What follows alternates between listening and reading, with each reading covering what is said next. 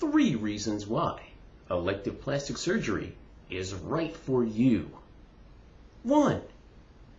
People don't like you. And if you get facial plastic surgery, you possibly, if you desire, can start over. Witness Protection Program-esque. 2.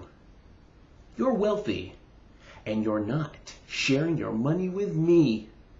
So why not spend it on your saggy and or ugly ass, face, gut, etc., etc.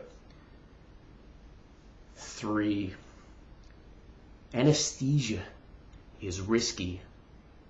Pain meds can make you a junkie. And you covet drama. Good fortune to you with your future endeavors and decisions.